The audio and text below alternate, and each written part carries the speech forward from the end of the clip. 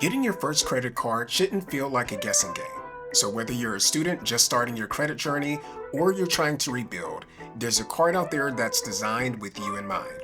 And in this video, we're going to be breaking down the best starter credit card in 4 different categories so that you can find the one that fits your life and not just your credit score. We're going to cover secured cards, student cards, alternative options that don't rely on FICO scores, and low barrier cards for major issuers. I am so happy to have you here with me today. Let's get started.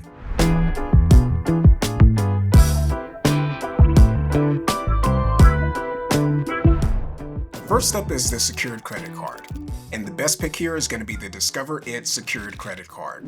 Now, secured cards are ideal for people with no credit or poor credit who want to rebuild from scratch. You just put down a refundable deposit, and this is usually equal to your credit limit, and then you can use the card just like any other.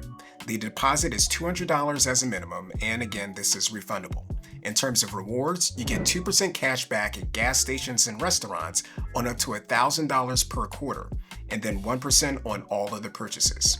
There's no annual fee for this card, and then in terms of the credit score required, there's no FICO score required, so thin or damaged credit files are okay.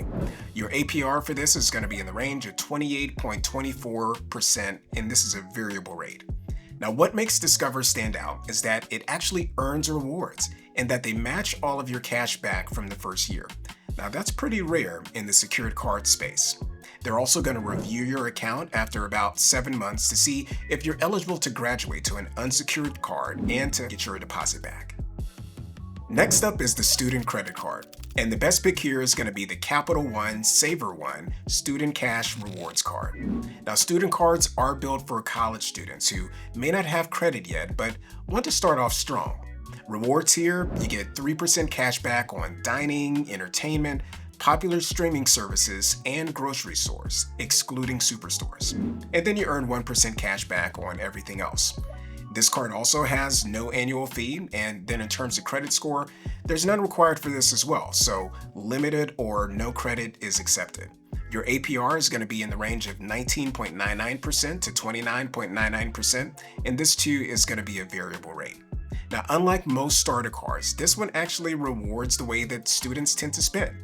And Capital One also reports to all 3 credit bureaus, so every on-time payment is going to help you to build your score. You can even pre-qualify without a hard inquiry to see your approval odds. In terms of an alternative card, the best pick is going to be the Petal 2 Cashback No Fees Visa. Now, alternative cards use things like income and banking history, not just your credit score, to determine your eligibility. In terms of rewards, you're going to start out with 1% cash back, and this will go up to 1.5% after 12 months of on-time payments. And you can also get up to 10% cash back through select merchants. There's no annual fee for this card as well. And then in terms of credit score, none is required here too, because it uses your bank and income data. The APR for this card is 18.24% to 32.24%, and this too is a variable rate. Now, what makes this card stand apart is how it gives you access to credit without needing a traditional credit history. You'll get started with a limit that's between $300 and $10,000, but this is going to be highly contingent upon your personal finances. Now, there are also no penalty fees, and the mobile app gives you tools to track spending and avoid carrying a balance.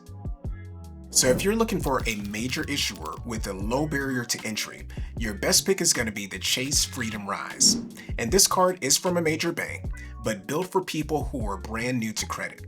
In terms of rewards, you get unlimited 1.5% cash back on all purchases. There's no annual fee for this card, and then in terms of credit score required, there's none required here as well.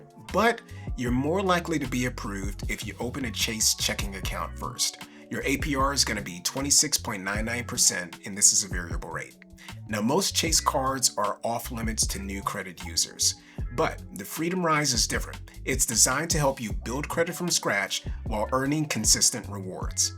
Now, opening a Chase account, as we mentioned earlier, that improves your odds significantly. And once your credit is established, you're already in the system and ready to level up to Chase's more powerful offerings. And that's going to do it for today's video. So whether you're building from the ground up, you're starting as a student, or you're trying to qualify without a FICO score, or you're even stepping into the Chase ecosystem. Each of these cards is going to help you build credit while keeping fees low and rewards in play. All 4 report to the 3 major bureaus, all 4 have no annual fee, and all 4 can help you start your credit journey with the right foundation. Now, if you found this video helpful, why don't you give it a like, subscribe to the channel, and tap that notification bell so that you don't miss out on the next one. And drop a comment if you've tried any of these cards before, or if you have questions about which one's right for your situation. I want to thank you so much for watching, and as always, I want to encourage you to dream big, live well, and do great things. And I look forward to seeing you in the next video.